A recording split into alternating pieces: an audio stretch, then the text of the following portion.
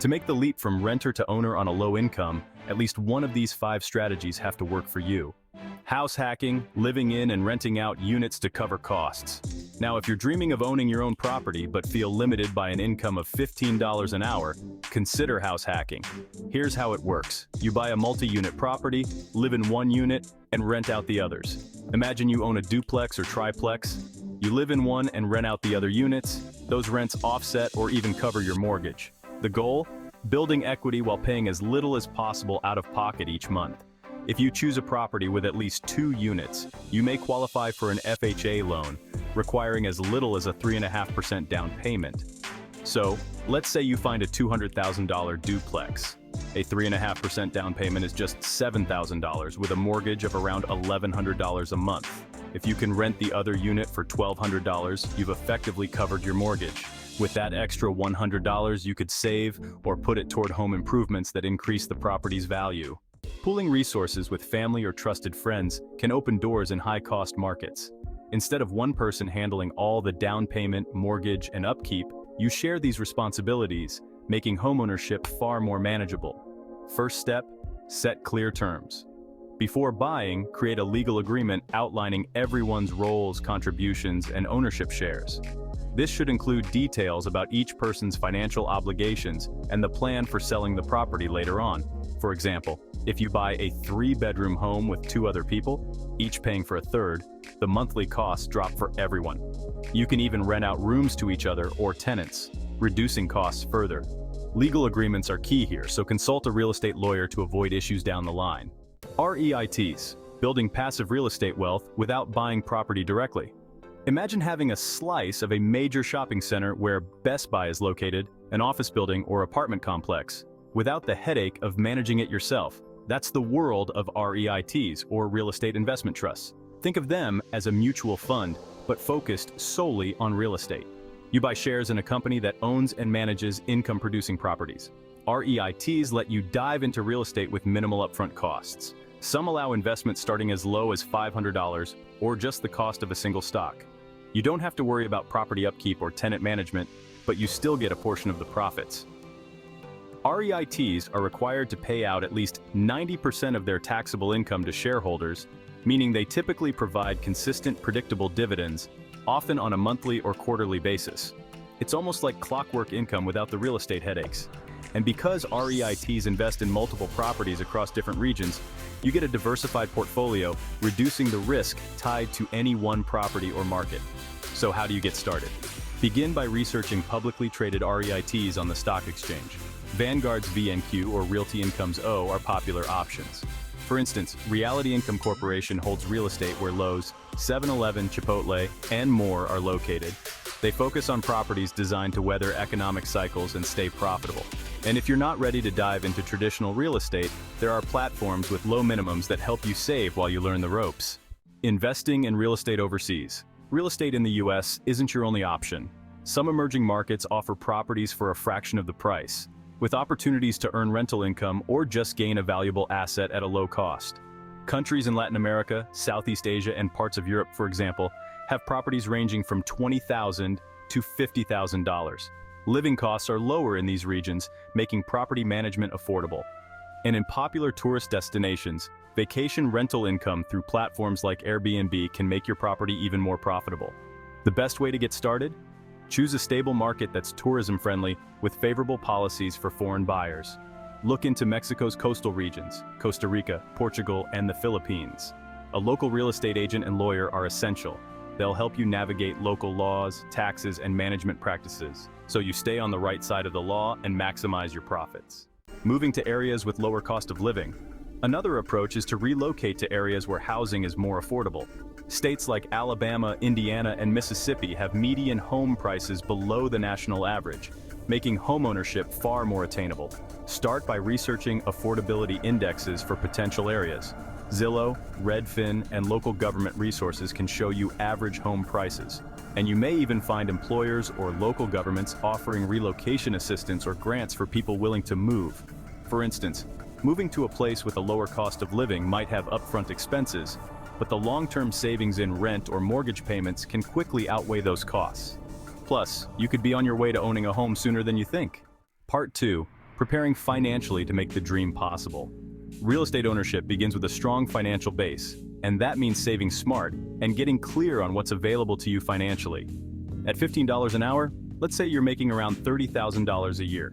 Saving for a traditional down payment on this income sounds overwhelming, but here's where it gets interesting. First, start building savings for a smaller down payment. Many first-time homebuyers think they need 20% down. However, programs in the US like the FHA loan often allow as little as a 3.5% down payment for qualified buyers. Even on a $100,000 property, that's only $3,500. Breaking down that savings goal can make it feel more manageable. Just $70 per week for a year can get you there. The government knows that homeownership benefits the economy, and that's why programs are available to help first-time buyers. We will get into more of these programs in your state, like the USDA loan, which requires zero down payment for rural and suburban homes, or the NACA program, which offers no down payment or closing costs for eligible buyers. These programs can save you thousands in upfront costs. First, let's talk about boosting your credit score for better loan rates. A lower interest rate can save you thousands over the life of your mortgage, and it all starts with credit. Building up your credit by paying down any high-interest debt and ensuring timely payments can have a major impact. Aim for a credit score over 620 to qualify for better rates. Even if your score is lower right now, spending a few months improving it could be a key step to making real estate accessible on a low income. Now let's get into utilizing government programs for first-time home buyers. Government assistance programs are designed to help first-time buyers with low to moderate incomes afford homes. Many of these programs offer grants, loans with low down payments, or even no down payment at all in some cases, and special terms for closing costs, FHA loans. The Federal Housing Administration, FHA, offers loans with as low as a 3.5% down payment for qualified buyers, especially those with credit scores over 580.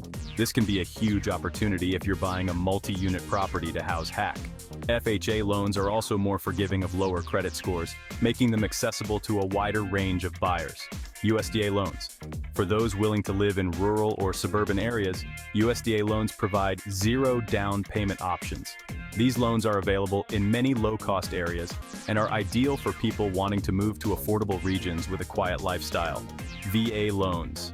If you or a family member has served in the military, Virginia loans are among the best financing options available. They require no down payment, have lower interest rates, and don't require private mortgage insurance, PMI, making monthly payments more affordable. Local and state grants. Most states and many cities offer assistance programs for first-time homebuyers. These grants often help with down payments, closing costs, and sometimes even principal payments. Look into your local housing authority's website or resources like HUD.gov for state-specific programs. For example, let's say you qualify for an FHA loan on a $150,000 property. With the 3.5% down payment, you'd need just $5,250 up front. On top of that, you could apply for a local first-time homebuyer grant, which may cover part of this down payment or help reduce closing costs. If your closing costs are, for example, $3,000, a grant could offset this, reducing the cash you need to save and bringing your dream closer within reach. Part 3. Breaking down how to pay for and manage your home. So now you're equipped with various entry strategies, but how do you afford the ongoing payments and financial responsibilities of owning real estate? Managing a property on a lower income requires careful budgeting, smart planning, and consistent effort to reduce costs and build equity over time, keeping your monthly mortgage payments manageable. Mortgage payments will likely be your largest recurring expense, so it's essential to keep these payments low and manageable. Start by securing the best interest rate possible, as even a small difference in rate can have a big impact on monthly payments. Improve your credit. Higher credit scores usually translate to better interest rates. A difference of just 1% can mean hundreds of dollars saved over the life of your loan. Look for the longest fixed-term loan possible. A 30-year fixed-rate mortgage offers the lowest monthly payment compared to shorter-term loans, giving you more breathing room each month. For example, let's say you're buying a $150,000 property with a 30-year FHA loan at a 4% interest rate. Your monthly mortgage payment would be around $716. By working on credit and getting a rate closer to 3.5%, you could drop that monthly payment by about $40, which adds up to hundreds in savings annually. Let's talk about a simple but powerful way to make your mortgage payments easier: renting out extra space. Whether you're house hacking in a duplex or just renting out a spare room, generating rental income can really lower your overall housing costs. If you've bought a single-family home, think about renting out that spare bedroom or even converting your basement into a small apartment. Depending on where you live, that spare room could bring in anywhere from $400 to $700 per month. That's money that can directly reduce how much you're paying out of pocket each month. And if you're in a tourist-friendly area, short-term rentals on platforms like Airbnb can be a great option too.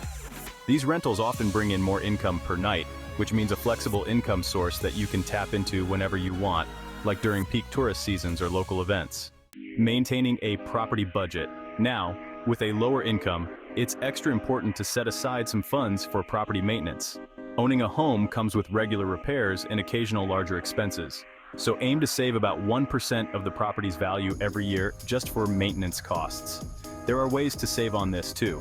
First, you can do some basic repairs yourself. Things like replacing faucets, fixing a light fixture, or doing some paint touch-ups are all DIY friendly, and the savings can really add up over time. Another helpful tip is to build a dedicated home repair fund. So if your home is valued at, say, $150,000, try to set aside around $125 each month specifically for repairs. It might seem like an extra expense, but this way, if an unexpected repair comes up, you've got it covered without dipping into your emergency fund. Here's an example. If your monthly mortgage payment is $700 and you add that $125 for maintenance, your total monthly housing expense would be around $825. It keeps things clear and manageable, and you're ready for any maintenance that comes your way. Part 4. Maximizing tax benefits as a low-income real estate investor. One of the big advantages of owning a home, even on a modest income, is the tax breaks that come along with it. Getting to know these benefits can really help you get more out of every dollar. For starters, there's the mortgage interest deduction.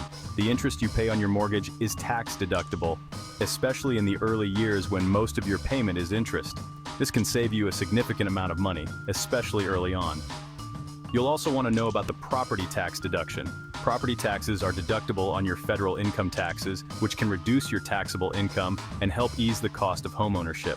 If you're house hacking, say, by renting out a unit in a duplex, you can even claim depreciation on the rented part of the property. The IRS allows you to depreciate that portion of the property over 27.5 years, which can mean substantial tax benefits each year. This kind of benefit effectively reduces the cost of owning and renting out real estate. Here's a quick example. Let's say you're living in one unit of a duplex and renting out the other. You'd be able to depreciate the rented unit, which provides an ongoing tax benefit. Working with a tax professional or using reliable tax software can help you make the most of this, maximizing your benefits and keeping your costs down. These tax benefits are huge perks for low-income homeowners, making it even more possible to own a property without getting overwhelmed by costs. The journey from renter to property owner might seem overwhelming on a low salary, but it's absolutely achievable with the right approach. But all of the information in this video would have been for nothing if you do not learn these 15 crucial frugal living habits to build wealth on your screen right now to get and maintain your new property. Thanks for watching.